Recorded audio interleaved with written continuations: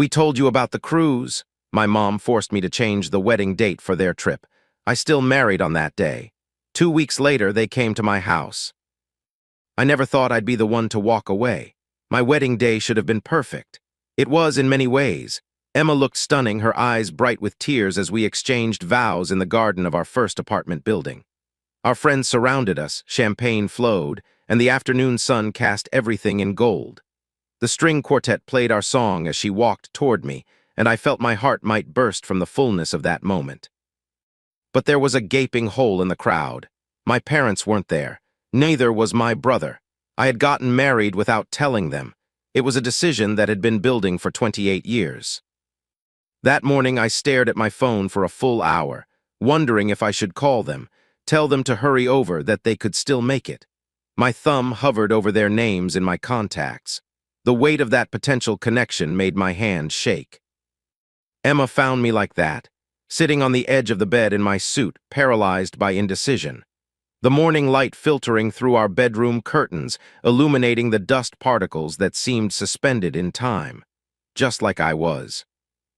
"You don't owe them this," she whispered, her hand warm on my shoulder. Her eyes held no judgment, only understanding. She was right. I put the phone down. The ceremony was brief, beautiful. When I kissed Emma, our friends erupted in cheers. For a moment, I forgot about the emptiness at my side where my family should have stood. The absence that somehow took up so much space. But only for a moment. It had all started 6 months earlier when Emma and I announced our engagement. My parents' first question wasn't about Emma. It wasn't congratulations. It wasn't even about us. "When are you thinking?" Mom had asked, her voice tight with something I recognized immediately: calculation. I told them we were considering May, a spring wedding, small and intimate, just like Emma had always dreamed about. "Oh," Mom's voice dropped an octave. "That's when we're taking the cruise with Jason and his family, the one we've been planning for a year. Jason, my older brother, the golden child." My chest tightened. The familiar feeling returned, the one I'd known since childhood, the weight of always coming second, the subtle message that my milestones were negotiable, optional. "We could wait," I heard myself say. The words were automatic, programmed. Dad jumped in then. "That would be best. Family should be together for these things." I agreed. I always agreed. But something changed in the months that followed, a shift so subtle I almost missed it, a quiet awakening. Emma noticed it first. "Why should we plan our wedding around their vacation?" she asked one night as we lay in bed. A vacation they never even mentioned until now. The question hung in the air between us.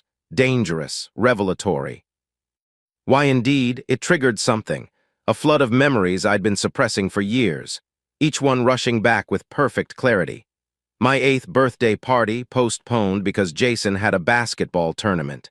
The disappointment I'd swallowed with a smile. High school graduation, my parents leaving early to catch Jason's college baseball game 3 states away. "He might get scouted," they'd explained, my secondary achievement. The countless dinner conversations dominated by Jason's achievements while mine barely warranted acknowledgement. His B+ in chemistry is more celebrated than my academic scholarship. The pattern was undeniable, crystal clear. I'd spent my life adjusting, accommodating, making myself smaller to fit into the corners of my parents' attention that Jason hadn't already filled, accepting the scraps of their approval and telling myself it was enough. My hands trembled as these realizations washed over me. The unfairness of it all suddenly is too much to bear. 28 years of looking away from this truth, and now I couldn't unsee it. "I don't want to wait," I told Emma the next morning over coffee. The words tasted different, like courage. Her eyes searched mine. "Are you sure?" I nodded. "May is perfect. If they can't make it, that's their choice." The words felt foreign in my mouth, dangerous, thrilling. We set the date, May 15th. I told my parents, bracing for the response. "But the cruise," Mom said immediately. "We told you about the cruise." "I know," I replied. My heart raced against my ribcage like it wanted to escape. "But this date works best for us." Silence on the other end of the line, heavy with implication. "I see," Dad finally said. His disappointment radiated through the phone. "Well, you'll have to do it without us then. I think they expected me to cave," to apologize and reschedule, to fall back into the familiar pattern of putting myself last. I didn't. The weeks passed. Tension built with every call, every text. My parents spoke about the wedding in hypotheticals. If we were there, what a shame we'll miss it. The emotional manipulation was obvious now that I could see it. The subtle guilt trips, the passive-aggressive comments, the way they weaponized their absence. 2 weeks before the wedding, Mom called. "We've been thinking maybe we could reschedule the cruise." My breath caught. Hope fluttered in my chest, unwelcome but persistent. But Jason's kids have exams right after, and he's already arranged time off work. It would be such a hassle for them. Of course, Jason's convenience, always the priority. "Don't change your plans," I said. The words felt like glass in my throat. "We understand." But I didn't understand. Not really. What I understood was that I needed to break the cycle, to stop expecting different results from the same dynamics, to protect my heart from more of the same hurt. So on the morning of May 15th, I married Emma in a ceremony my parents knew nothing about. I didn't tell them we had kept the original date. I let them believe we had postponed, that their absence had necessitated a change in our plans. It felt like freedom and heartbreak. They discovered the truth a week later through a mutual friend who innocently mentioned our beautiful wedding on social media. A careless comment under a photo, the secret exposed with casual cruelty. My phone exploded with texts and calls. I let them go to voicemail, watching the notifications pile up with a strange detachment. "How could you do this to us? We're your parents. This is unforgivable." Not one message asked if I was happy, if the day had been special, if Emma had looked beautiful, if our vows had meant something. I turned my phone off and held Emma close that night, tears streaming down my face. She wiped them away without a word. She understood. The grief of losing something I'd never really had. The confrontation came 2 weeks later when they returned from their cruise, tanned and refreshed and furious. They showed up at our apartment unannounced. The doorbell rang on a quiet Sunday afternoon. The sight of them through the peephole made my stomach drop. "You need to explain yourself," Dad demanded when I opened the door. His face flushed with anger. Mom was crying. "How could you exclude us from the most important day of your life?" I invited them in. My hands shook as I made coffee none of us would drink, the familiar routine in unfamiliar territory. "You excluded yourselves," I said quietly. "You chose a vacation with Jason over my wedding." "That's not fair," Mom snapped. "We had planned that trip for a year, I know." I cut her off, something I'd never dared do before. "Just like you planned to attend Jason's baseball game instead of staying for my entire graduation ceremony." They exchanged glances, confused as if they had no memory of it, but I remembered every slight, every time I came second, every moment of invisibility. "That was different," Dad said. "Your brother was more important," I finished. "He always has been." The words hung in the air between us, heavy with decades of truth. The elephant we'd been living with for so long suddenly named. "That's ridiculous," Mom whispered, but her eyes darted away from mine, unable to meet my gaze. "Is it?" I asked. "Name one time, just one, when you chose me over him." Silence filled the room, thick and suffocating. "We love you both equally," Dad finally said, the standard parental response, the one in the handbook. But it wasn't true. We all knew it wasn't true. Love might have been equal in theory, but attention, priorities, consideration, those had never been equally distributed. "You should have waited," Mom insisted, changing tactics. "If you really wanted us there, you would have waited." And there it was, the crux of it all. I had always waited, always accommodated, always accepted less. Not anymore. "I'm done waiting," I said. My voice sounded different, stronger, more on my own. "I'm done being an afterthought in my own family." Mom started crying harder. Dad put his arm around her, glaring at me, the familiar tableau, her tears, his anger, my guilt. "You're being selfish," he said. "You've hurt your mother terribly." The familiar guilt rose up in me, the programmed response to their disapproval, the instinct to apologize, to make it right, to smooth things over at my own expense. But something had changed. I saw the manipulation for what it was, the way her tears were used as weapons, the way his anger was meant to keep me in line. "I think you should leave," I said quietly. They looked stunned. This wasn't how these confrontations usually ended. I always apologize, always worked to regain their approval, always accepted the role of villain to maintain family peace. You don't mean that, Mom said, but I did. I need some time, I told them. Maybe we all do. They left in a cloud of hurt feelings and indignation, Mom's parting words designed to wound. I hope you're happy with what you've done to this family. The door closed behind them. I stood in the silent apartment, heart pounding against my ribs. Was I happy? No. Relieved? Maybe. The weeks that followed were hard, harder than I expected. The absence of family, even a dysfunctional one, left a void that echoed with doubts. Jason called once to tell me I was being dramatic, that I needed to apologize to our parents. His voice carried the confidence of someone who had never had to question his place. They've given you everything, he said. Had they? Or had they given me what was left after giving him everything? I didn't respond. Another first. Emma worried about me. I caught her watching me when she thought I wasn't looking. Concern etched across her face. Are you okay? She asked one night as we got ready for bed, the routine of toothbrushes and face washing suddenly poignant. I considered lying, saying yes like I always did, hiding the turmoil to make others comfortable. No, I admitted, but I think I will be. The truth was I felt lost, adrift without the familiar patterns of my family dynamics, unhealthy as they were. They had shaped me, defined me for so long. Without them, who was I? I questioned my decision daily. Had I overreacted? Was I the villain in this story, the selfish, ungrateful son they accused me of being? Some mornings I woke up determined to call, to apologize, to slip back into my assigned role. The devil you know is better than the devil you don't. Isn't that what they say? But then I'd remember the feeling of standing with Emma that day in May, making vows that were about our future, not my past, the freedom in that moment, the authenticity of it. 3 months after the wedding, Mom texted, "We miss you." That was all. No acknowledgement of the deeper issues, no recognition of the patterns that had brought us here. Just 3 words that somehow carried the weight of expectation. The assumption that I would come back, apologize, resume my role. I stared at those 3 words for a long time, my thumb hovering over the keyboard just like it had on my wedding day. I missed them too. The idea of them, at least. The parents I wished they could be. The family I had always wanted but never quite had. But I couldn't go back, not without something changing, not without acknowledgement. I miss you too, I replied. But I need you to understand why this happened. Her response came quickly, as if she'd been waiting. We understand you chose your wife over your family. My throat tightened. She still didn't see it, still framed it as a competition, still missed the point entirely.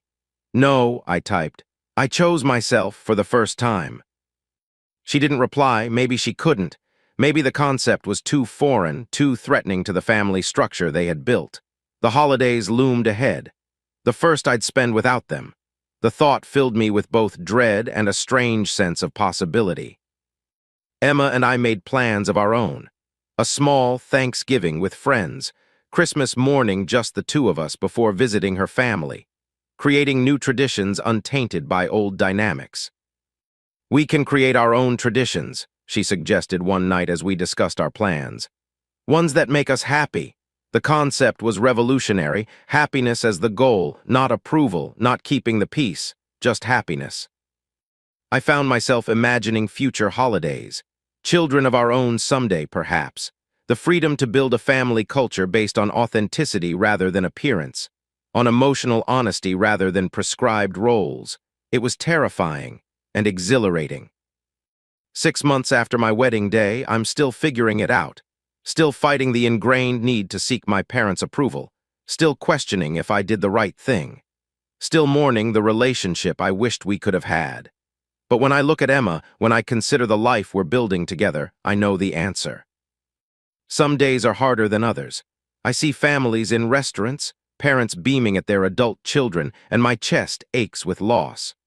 The idealized version of family I've always wanted flickering like a mirage before me. I've started therapy. Unpacking 30 years of family dynamics takes time.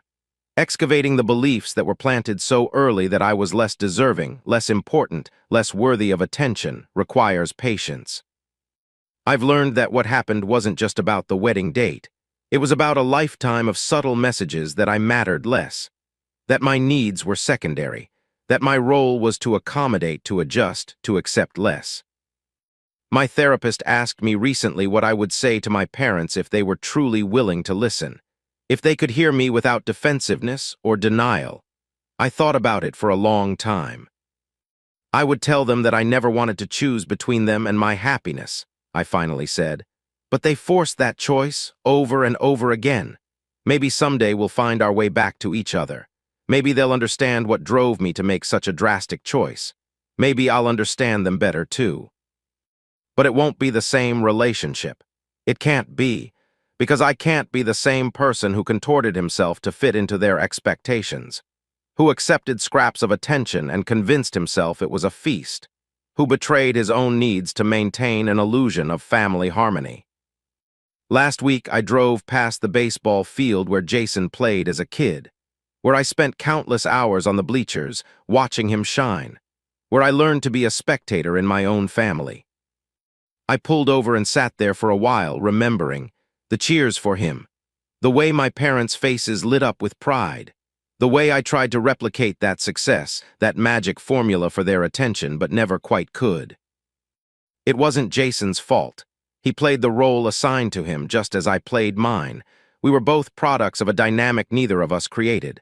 But understanding doesn't erase the hurt, the years of invisibility, the message repeated in 1,000 subtle ways that I wasn't quite enough. Emma suggested I write my parents a letter, not to send necessarily, but to articulate the things I've never been able to say, the emotions that get tangled in confrontation. I sat down to write it last night. The blank page was intimidating. "Dear Mom and Dad," I began, and then stopped. The formality of it feeling wrong somehow, I started again. "I wish you could have seen me." The words flowed then, all the moments of invisibility, all the times I needed them and they weren't there. All the ways I tried to earn the love that should have been unconditional. I wrote about the wedding, how it felt to make that decision, the mixture of liberation and loss. I wrote about Emma, how she was the first person who truly saw me, who didn't need me to be less so she could be more. I wrote about the future, the family we might create, the values we would prioritize, the cycle we would break. I didn't send it, maybe I never will, but writing it felt like another step toward healing, toward claiming my own narrative. Yesterday my phone rang, Mom's name on the screen. I almost didn't answer. Almost let it go to voicemail like all the others, but something made me pick up. "Hello?" My voice sounded strained even to my own ears. "Hi," she said, a pause. "How are you?" Such a simple question, such a complex answer. "I'm getting by," I said, truthful but guarded. Another pause, longer this time. "I've been thinking about what you said," she finally continued. "About choosing yourself." My heart skipped a beat. Was this acknowledgement, understanding? "I still don't agree with how you handled things," she added quickly, "but I'm trying to understand." It wasn't perfect. It wasn't the full recognition I wanted, but it was something, a crack in the defense, a willingness to consider another perspective. "Thank you," I said. "That means a lot." We talked for a few minutes more, surface level, weather and work, but without the usual undercurrent of tension, without the unspoken accusations. When we hung up, I sat with the feeling, not resolution, not reconciliation, but possibility. A beginning, perhaps. I told Emma about the call over dinner. Her eyes lit up with cautious hope. "It's a start," she said. "If they're willing to listen even a little." I nodded, not wanting to hope too much, not wanting to set myself up for disappointment. But maybe, just maybe, something was shifting. Not just in them, but in me. In my willingness to engage without abandoning myself. In my ability to hold boundaries while still leaving room for connection. To everyone who's ever felt invisible in their own family, your feelings are valid. Your needs matter. Sometimes the hardest boundaries to draw are the ones around your own heart. Sometimes the most difficult person to stand up for is yourself. If I had known then what I know now, would I have done things differently? I don't think so. My wedding day wasn't perfect. There were people missing who should have been there. chairs that remained empty, photos with gaps where the family should have stood. But it was authentic. It was the first day of a life where I valued myself enough to stand in the sun, not in my brother's shadow, where I chose truth over pretense, reality over illusion, and that makes it perfect enough for me. Mill tried to steal my house using a fake lawyer. She had no idea I'm a real one until it was too late. I'm 35, male. As a lawyer with over a decade of experience, I've learned that sometimes the best advantage is letting people underestimate you. I rarely mention my profession, unless I have to, which has saved me more than once, especially when dealing with my mother-in-law, Karen. From day one, Karen and I were like oil and water. Picture this: a woman who'd spent decades being the sun her daughter's world revolved around, suddenly faced with some middle-class guy stealing her spotlight. She'd sit there at family gatherings, sweet as artificial sweetener, taking these perfectly timed jabs at my background or career. "Oh, honey, you work in an office? That's nice." All said with this smile that just dared you to call her out. When I proposed to her daughter, Karen went into overdrive. Suddenly every conversation included a mention of that nice doctor her daughter dated in college. He's chief of surgery now, you know. The fact that she had no clue I was actually a successful attorney just made her little digs that much more entertaining. Everything really hit the fan when we bought our house 3 years ago. It's this beautiful colonial place, a peaceful neighborhood, about an hour from Karen's house. You'd think we'd announced we were moving to Mars, an hour away, but how will I help the grandchildren? Never mind that we didn't even have kids yet. She started showing up unannounced, always with some paper-thin excuse about being in the neighborhood. Yeah, 60 miles from home then, about 6 months ago, Karen started getting weird about the house. It started with these odd comments dropped into conversation, stuff about family property and keeping things in the right hands. At first, we just rolled our eyes. But then she got more aggressive, questioning whether we were mature enough to handle home ownership. Everything came to a head one afternoon when she showed up with this guy who looked like he'd bought his suit from a Halloween store. She waltzed in like she owned the place, which, as it turned out, was exactly what she was aiming for.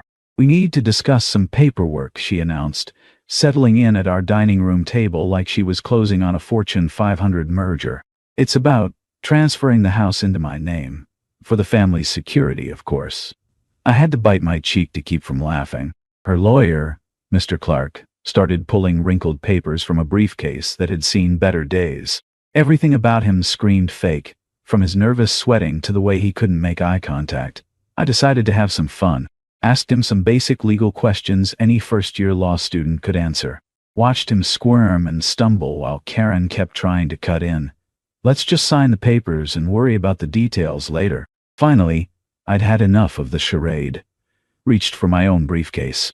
"As a practicing attorney myself," I said casually, "I have some concerns about these documents." The looks on their faces, priceless. Karen's jaw literally dropped. "You're a lawyer?" 10 years and counting, I smiled. "Now, want to explain why you're trying to fraudulently transfer my property with falsified documents and an impersonated legal representative?"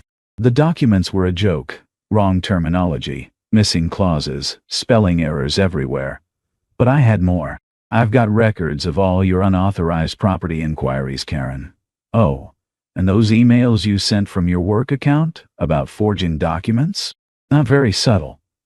That's when she switched tactics, turned to my wife with crocodile tears. "Sweetie, your husband is being unreasonable. This is about family." My wife, who'd been quiet until then, finally spoke up. "No, Mom, this is about control, and it stops now." I laid out exactly how much trouble they were in, and Mr. Clark practically sprinted for the door. Karen tried to bluff and bluster, but I shut it down. "I've already contacted the authorities. The title inquiries alone could mean criminal charges. But I'm willing to keep this quiet if you drop it and stay out of our lives." The aftermath was something else. I filed a complaint against Mr. Clark with the Bar Association. Turns out he was her tennis instructor's brother-in-law who'd taken a few law classes before dropping out. He quickly disappeared from the picture, likely to avoid further legal trouble. I also worked with a title protection service to ensure Karen couldn't make any future claims on our house. Karen, unsurprisingly, tried to retaliate. She spread rumors among family members, claiming I was destroying the family and turning my wife against her.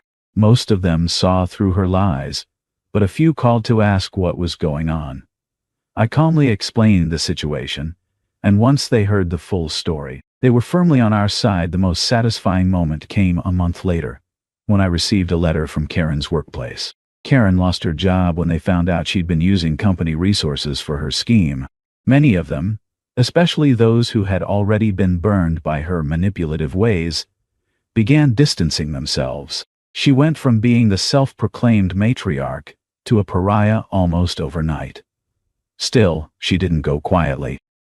She tried one last desperate move, filing a bogus lawsuit claiming she had contributed financially to our house and therefore had a stake in it. The irony of her baseless claim wasn't lost on me. When the court date arrived, Karen struts in wearing what I can only describe as her power suit, accompanied by a lawyer who, while slightly more polished than Mr. Clark, still gave off distinct ambulance chaser vibes. She had this smug look on her face, like she thought she was about to star in her own episode of Law and Order. I chose to represent myself. My regular lawyer offered to handle it, but after looking at Karen's lawsuit, he just laughed and asked, "Want to take this one yourself? It might be fun." He wasn't wrong. The judge was this no-nonsense woman in her 60s who looked like she'd seen every trick in the book. The moment Karen's team started their opening statement, I could see the judge's expression shift from professional neutrality to barely concealed irritation. Karen's lawyer tried to spin this elaborate tale about how she'd been intimately involved in our home purchase. According to him, she had made substantial contributions to the down payment and had an unofficial agreement about partial ownership. He threw around a lot of legal jargon, clearly trying to compensate for the lack of actual evidence. When it was my turn to cross-examine Karen, that's when things got really interesting. "Mrs. Karen," I started, keeping my tone perfectly professional, "could you please specify the exact amounts you contributed to the house purchase?" She shifted in her seat. "Well, it was several substantial amounts over time. Could you provide the specific dates and amounts?" "I didn't keep records. These were family arrangements." "I see. And how were these contributions made? Check? Wire transfer? Cash?" "It was more of an understanding between family members." "An understanding," I repeated, letting that hang in the air. "So, you're asking the court to believe you contributed to a six-figure property purchase without keeping a single receipt, bank statement, or written agreement." The judge was actually taking notes at this point, none of them favorable to Karen's case. I then pulled out my evidence, complete documentation of our home purchase, including all sources of funds. Bank statements showing every penny came from our accounts, the unauthorized title inquiries Karen had made, the fraudulent documents from her previous attempt with Mr. Clark. And just for good measure, the complaint was filed with the Bar Association about her fake lawyer scheme. "Your Honor," I concluded, "what we have here isn't just a baseless claim. It's part of a pattern of attempted fraud and harassment, as evidenced by these documents." Karen's lawyer tried to object, but his heart wasn't in it. He knew they were sinking. The judge took off her glasses and looked directly at Karen. "Mrs. Karen, in my 30 years on the bench, I've seen a lot of frivolous lawsuits. But this," she shook her head, "this is exceptional in its complete lack of merit. Not only is there no evidence to support your claim, but there is substantial evidence of previous attempts to fraudulently obtain this property." The judge dismissed the case with prejudice and ordered Karen to pay all legal fees. She even recommended that Karen seek legal counsel about potential consequences for filing false claims. As we left the courthouse, Karen looked like she'd swallowed a lemon. She tried to maintain her dignity, but it's hard to look haughty when you've just been dressed down by a judge in open court. She shot me this venomous glare, but I just smiled and wished her a nice day. In the weeks that followed, Karen retreated into obscurity. Without her job or her family's support, she had no leverage left. My wife and I focused on rebuilding our lives without her interference, setting firm boundaries to ensure she couldn't weasel her way back in. The family dynamics shifted dramatically. Once everyone heard what she'd tried to pull, years of similar stories came out. Attempts to control her sister's inheritance, trying to get power of attorney over their father's estate. She'd been pulling this stuff for years, just never got caught so blatantly before. These days, we keep Karen at arm's length.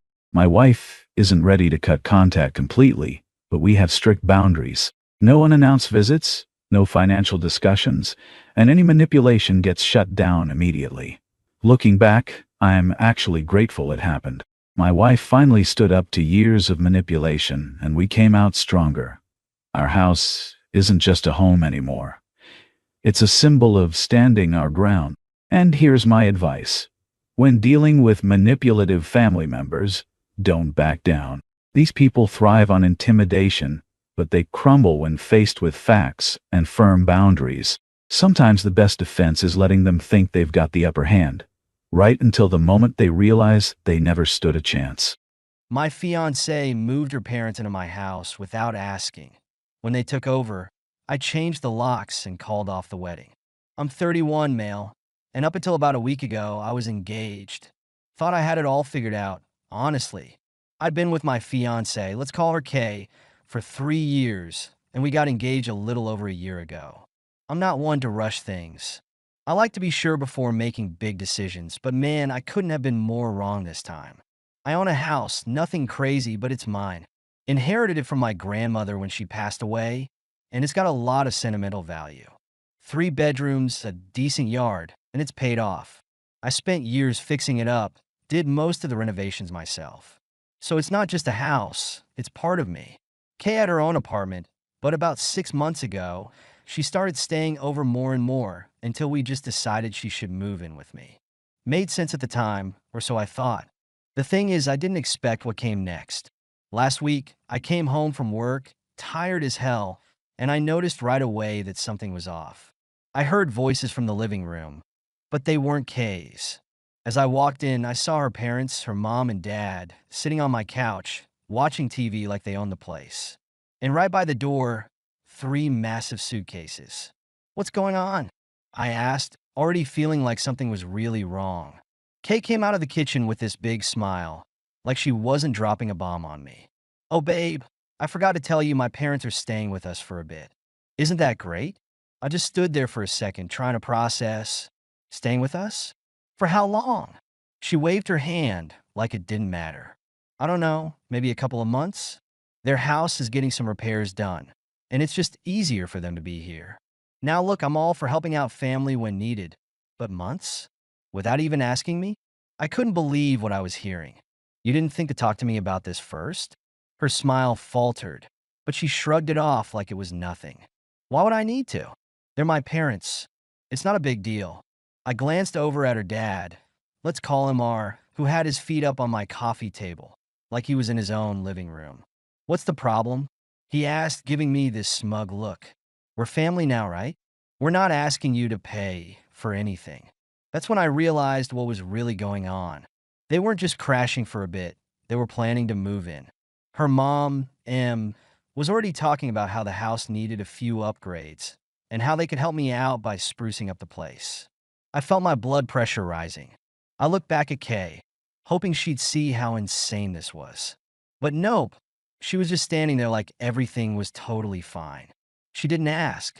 She just expected me to go along with it, because they were her parents. And if I had a problem with it, I was the one being unreasonable. "We'll talk about this later," I muttered, trying not to blow up right then and there. That night, I barely slept. I just kept thinking about how she didn't even think to ask me. It wasn't about the house, or even her parents staying for a bit.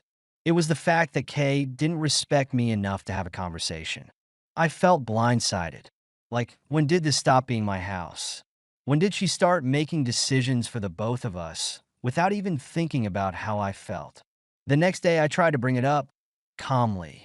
I told her I wasn't okay with her parents just moving in without any discussion. I mean, we'd been together for years, engaged, and we'd always talked things through before. But this was different. Kay brushed me off like I was making a big deal out of nothing. Why are you getting so worked up? They're just going to stay for a little while. What's the big deal? I couldn't believe what I was hearing. Because it's my house, Kay. You can't just move people in without talking to me first. She sighed, rolling her eyes like I was being dramatic. They're my parents, not strangers. Why are you acting like this is such a problem? You have plenty of space. I bit my tongue trying to stay calm. It's not about space. It's about respect. You don't just let people move into our home without asking me. That's when she got defensive. You're being ridiculous. I thought we were building a life together, and that includes helping out family. You always say you want to help people, but when it's my family, suddenly it's a problem. And there it was. She turned it around like I was the one being selfish. I tried to keep my cool, but inside, I was done. I didn't sign up to be disrespected in my own home, but I gave it a shot. I figured maybe I was overreacting and things would smooth out. Maybe it wouldn't be so bad. Maybe I was just tired and overthinking it. I was wrong. Her parents started acting like they owned the place. Her mom constantly complained about the food I bought, saying it wasn't healthy enough, and started rearranging the kitchen. Her dad? He spent all day sitting on the couch, watching TV, drinking beer, and leaving his crap everywhere. I came home one day to find the living room trashed. Empty beer cans, socks on the floor, and her dad stretched out in my favorite chair like he was the king of the castle. Hey, can you grab me another beer? He called out when I walked in, not even looking up from the TV. That was it, the last straw. I waited until Kay went out with her mom for the day and her dad had gone to the store. I called a locksmith and had the locks changed. I couldn't deal with this anymore. When Kay and her parents got back later that afternoon, they couldn't get in. She called me furious. What the hell did you do? She yelled as I let them in. I stood there, arms crossed, ready for the storm. I changed the locks, I said flatly. Her face turned red. You can't be serious. My parents are staying here. I kept my cool. No, they're not. Not anymore. Her mom jumped in, pointing at me like I was some kind of villain. You can't kick us out. We're family. Not my family. I shot back. And even if you were, this is my house, and you don't get to just move in without asking. None of you do. Kay was losing it at this point. You're overreacting. We can work this out. You don't have to be such an ass about it. I looked her dead in the eye. We could have worked this out, but you didn't even give me the chance. You made decisions without me, disrespected me, and let your parents walk all over me in my own home. I'm done. Her dad, finally spoke up, acting all tough. You're making a big mistake, buddy. You think you're going to find someone better than my daughter? Good luck with that. I laughed. Couldn't help it. I'd rather be alone than deal with this. I told them they had an hour to pack up and get out. Kay started crying, trying to guilt me into changing my mind. But I was over it. I'd given her plenty of chances to fix this, and she didn't care. Not about me. Not about us. Just about getting her way. Her parents were fuming, but they packed up and left, swearing at me the whole time. Kay kept begging me to talk, but there was nothing left to say. The relationship was over the second she showed me she didn't respect me enough to treat me like an equal. Since then, Kay has been trying to reach out, texting me, calling, saying she made a mistake, that we can still fix things. Her parents even called, acting like the whole thing was just some big misunderstanding. But it wasn't. It wasn't about her parents staying for a while. It was about the fact that she didn't respect me enough to include me in the decision. She treated me like I didn't matter. And that's not something you can fix with a few apologies. Looking back, I realized this wasn't the first time Kay had shown signs of entitlement. There were little things here and there, but I ignored them. I was in love, and I figured they weren't a big deal. But they were. They were huge. And now, I'm just relieved I saw it before I made an even bigger mistake by marrying her. So yeah, I'm single again and I'm at peace with it. Better to be alone than to be with someone who doesn't respect you. Thank you so much for listening to my story. If you have any thoughts, I'd love to hear them. So please leave a comment. Don't forget to like and subscribe if you want more stories like this one.